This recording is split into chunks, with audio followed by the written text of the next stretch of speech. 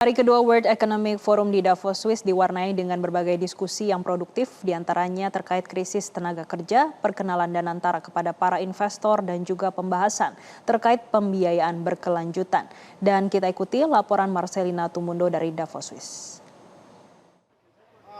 Pemirsa, penyelenggaraan World Economic Forum hari kedua di Davos, Swiss telah berlangsung. Sudah ada berbagai pembahasan dan juga topik-topik utama yang berlangsung baik itu di Kongres ataupun ruang conference dari World Economic Forum, dan selain itu juga yang digelar di Indonesia Pavilion. Ada 3 diskusi yang digelar di Indonesia Pavilion. Yang pertama terkait dengan krisis dan juga kesempatan atau opportunity, peluang bagi tenaga kerja Indonesia di tahun 2030 mendatang. Selain itu, diskusi kedua ini terkait dengan memperkenalkan Danantara untuk pertama kalinya secara langsung ke hadapan para investor terutama yang datang ke Indonesia Pavilion. Selain itu juga ada pembahasan terkait dengan Capital for Sustainability atau untuk membuka potensi pembiayaan dan juga pertumbuhan berkelanjutan di pasar yang semakin berkembang.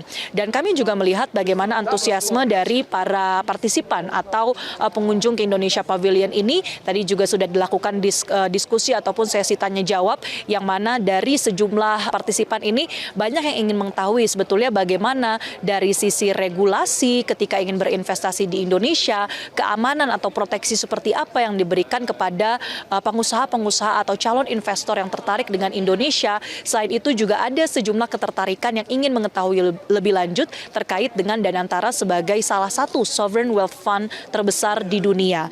Dan selain itu pemirsa, bukan hanya di hari ini saja tetapi sampai dengan tanggal 22 Januari mendatang ini akan terus ada diskusi panel yang digelar di Indonesia Pavilion. Ini dengan harapan bisa mengenalkan kepada dunia citra positif dari Indonesia dalam berbagai sektor ataupun komoditas yang begitu strategis, terutama yang bisa mendukung program hilirisasi dalam negeri. Dan juga di tanggal 22 Januari nanti kita akan mendengarkan langsung pidato ataupun keterangan pernyataan dari Presiden Prabowo Subianto yang diberikan kesempatan untuk berbicara di World Economic Forum, tepatnya adalah pada pukul 14 atau jam 2 siang waktu Davos atau pada pukul 20 jam 8 malam waktu Indonesia Barat. Tentu apa yang akan kita nantikan dari poin Presiden Prabowo Subianto adalah bagaimana respons Indonesia terkait dengan berbagai situasi tensi geopolitik yang terjadi saat ini.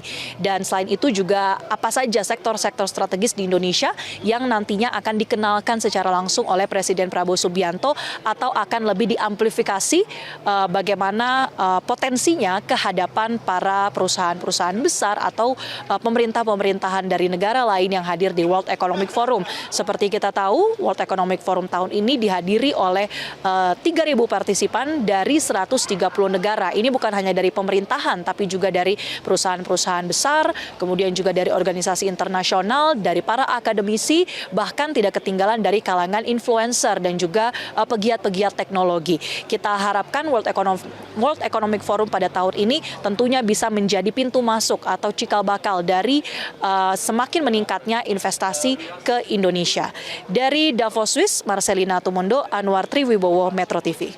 Jelajahi cara baru mendapatkan informasi. Download Metro TV Extend sekarang.